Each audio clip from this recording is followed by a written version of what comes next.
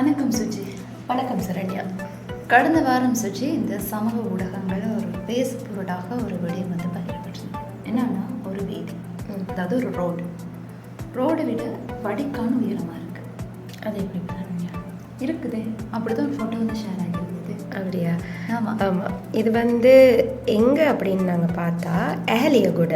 இது எப்படி பகிரப்பட்டிருந்தது அப்படின்னா, அமைச்சர் கலாநிதி ஹினிதும சுனில் செனவி அவரோட அதிகாரப்பூர்வ ஃபேஸ்புக் பக்கத்தில் இருந்தது. அதான் ஒரு ஃபோட்டோ ஷேர் ஆகிட்டு இருந்துச்சு. இப்போ உங்களுக்கு அதை பார்க்கக்கூடியதாக இருக்கும். இங்கே சுஜி ஒரு விஷயம் பார்க்கணும். என்னென்னா வீதியை விட ஏன் வடிகான் உயரமாக இருக்கக்கூடாது அப்படின்ற ஒரு விஷயம்.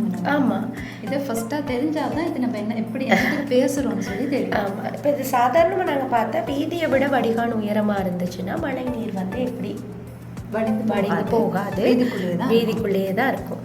அப்போ வீதியோட லெவலுக்கே தான் வடிகானும் இருக்கணும். அப்படின்னா சும்மா சொல்லுவோமே, வீதி இப்போ இவ்வளோ உயரம் இருந்தால் கொஞ்சம் கீழேயாக இருந்தால் அந்த கெப்பை மண் போட்டு நிரப்பி அங்கே காங்க்ரீட்லாம் போட்டு அதுக்கப்புறம் அதை லெவல் பண்ணி அப்போ தான் அந்த வீதிக்கு வர தண்ணி வடிகால் வழியாக வழிந்து போகும். ஆனால் இப்போ இந்த வீதி இப்படி இருந்தால் எப்படி வடிந்து போகும் அப்படின்றது மக்களுக்கு இது ஒரு சாதாரணமான ஒரு விடயம் தான். அப்போ இந்த வடிகால் இந்த வீதியை திறந்து வச்சிருக்கிறாங்க. ஆமாம். ஆகவே சுஜி இந்த சந்தர்ப்பத்தில் தான் இந்த வடிகால் உயரமாக இருக்கிற ஒரு படம் பகிரப்பட்டது. எப்படி சொல்லினா குறித்த பதிவில் எப்படி இருந்துச்சுன்னா, மக்கள் பாதுகாப்பு, நீண்டகால நிலைத்தன்மை, சரியான தொழில்நுட்ப வடிவமைப்பு ஆகியவற்றை அடிப்படையாக கொண்டுதான் ஒரு நிர்மாணம் அமைக்கப்பட வேண்டும். சரியா? இது கண்ணுக்கு தெரியக்கூடிய கான்கிரீட் கட்டுமானம் இல்லை. வடிகால் அமைப்பு வீதியின் பாதுகாப்பை பாதிக்கும் விதமான அல்லது எதிர்காலத்தில் நிலச்சரிவு, நீர்த்தேக்கம் போன்ற பிரச்சனைகளை உருவாக்கும் விதத்தில் அமைக்கப்பட்டால் அது அபிவிருத்தி அல்ல.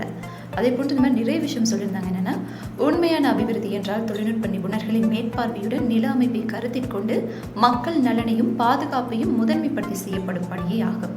இது யார் பொறுப்பு? இப்படி நிறைய கேள்வி. இந்த வடிகால் வடிவமைப்பை ஒப்புதல் அளித்த தொழில்நுட்ப அதிகாரி யார்? மண் தன்மை, நீரோட்டம், நிலச்சரிவு அபாயம் குறித்து முன்னாய்வு செய்யப்பட்டதா? இந்த மாதிரி நிறைய விஷயங்கள் கேட்ட கேள்விலாம் சரிதான். உண்மையும் இந்த மாதிரியான கேள்விகள் கேட்கப்படும் ஒரு அபிவிருத்தி நடைபெறும். ஆனால் இலங்கையில் இந்த மாதிரி கேள்விகள் நடைபெறும் போது கேட்கப்படுதான்னு தெரியல. ஆனால் முடிந்ததுக்கு பிறகு அதாவது ஒரு ஆபத்து வந்ததுக்கு பிறகு தான் இந்த மாதிரி கேள்விகள் கேட்கப்படும். ஆனால் இங்கே இந்த படத்தை வச்சு தான் இந்த மாதிரி கேள்விகள் கேட்கப்பட்டு ஷேர் பண்ணப்பட்டிருக்குது. ஆகவே இது உண்மையான எடுக்கப்பட்ட ஒரு புகைப்படமா? இது இப்போதான் இருக்குதான்னு சொல்லி தான் நம்ம ஆய்வுகளை மேற்கொண்டு. இது உண்மையாக எடுக்கப்பட்ட ஒரு புகைப்படம் தான். ஆனால் இப்போ என்ன பார்க்கணும்னா, இது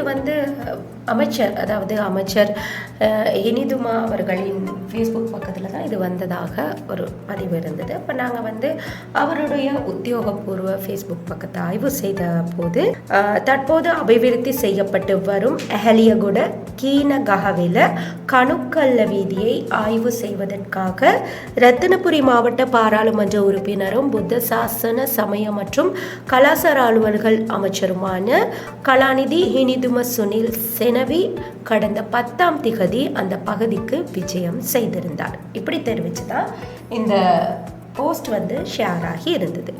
அப்போ நாங்கள் இதை அவரோட ஃபேஸ்புக் பதிவுண்ட எடிட் ஹிஸ்டரியை ஆய்வு செய்த போது அபிவிருத்தி குறித்து வீதி பொதுமக்களின் பயன்பாட்டுக்கு ஒப்படைக்கப்பட்டதா அப்படின்னு நாங்கள் ஆய்வு செஞ்சு பார்க்கும்போது அதில் குறிப்பாக இந்த புகைப்படத்தை பார்த்த உடனே வடிகால் அமைப்பு வீதியை விட உயரமாக இருக்கிறது தெரியுது. அப்போ எனவே நாங்கள் இது தொடர்ந்து ஆய்வு செய்த போது இந்த படங்களை நல்லா உன்னிப்பாக கவனிச்சா இந்த வீதியோட அபிவிருத்தி பணிகள் இன்னும் முடிவடையலை அப்படின்றது தெரியுது. முடிவடைஞ்ச அந்த சைடில் இருக்க அந்த பார்த்தா விளங்கும், அந்த இப்போ பார்க்குற நீங்கள் ஃபோட்டோஸில் பார்க்கக்கூடியதாக இருக்கும். அந்த உயர்ந்த கம்பிகள், அந்த பலகைலாம் போட்டிருக்காங்க, இன்னும் மண் நிரப்பப்படலை. அதை உங்களுக்கு காணக்கூடியதாக இருக்கும். அதுக்கப்புறம் இது எடிட் செய்யப்பட்டதுக்கு அப்புறம் எப்படி அப்படின்னா, இதை தவறுதலாக போட்டு திரும்ப அமைச்சர்கிட்ட பேஜில் எடிட் செய்திருக்கிறாங்க. எப்படின்னா, அபிவிருத்தி செய்யப்பட்டு வரும் வீதி அப்படின்னு குறிப்பிட்டிருக்காங்க. அப்போ முதல்ல இந்த கண்காணிப்பு விஜயம்னு சொல்லியிருந்தாலும் இப்போ எல்லாமே இதை திறந்து வச்சதை இப்படி இருக்க ஒரு வீதியை எப்படி திறந்து வைக்கலாம் அப்படின்றது தான் அங்கே பெரிய கேள்வி. அப்போ இது திருத்தப்பட்டிருக்கு எப்படி அப்படின்னு சொல்லி பார்த்தா இது அபிவிருத்தி செய்யப்பட்டு வரும் அப்படின்ட்டு சொல்லி திருத்தப்பட்டிருக்கு. எனவே இந்த ஊடகவியலாளர் நமக்கு அனுப்பியிருந்த விடயத்திலையுமே இது மன நிரப்பப்பட்டு தான் காணப்படுறது தெரிய வந்தது. அதே மாதிரி பிரதேசவாசிகளிடம் கேட்டிருந்த போதும் அவர்களும் இது வந்து கீழ் மட்டத்தில் தான் இருக்குதுன்னு சொல்லி தெரிவிச்சிருந்தாங்க. ஆமாம்.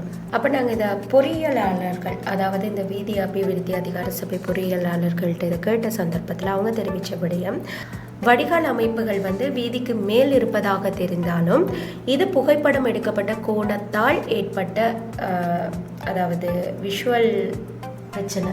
ஆமாம், ஒரு சில புகைப்படங்கள் வந்து நம்ம பார்க்குறத விட சில புகைப்படங்கள் எடுத்து பார்த்தா வித்தியாசமாக இருக்கும். நம்ம புகைப்படங்கள்ல இருக்க மாதிரி நேரில் போய் பார்த்தா அந்த ஆங்கிள்னு சொல்லுவாங்க, இந்த மாதிரி இருக்கும், வேறொரு ஆங்கிள் எடுத்தால் வேறு மாதிரி இருக்கும். அப்படியான ஒரு பிரச்சனை தான் இங்கே இருக்காது. உயரம் வந்து வித்தியாசமாக இருக்கும்.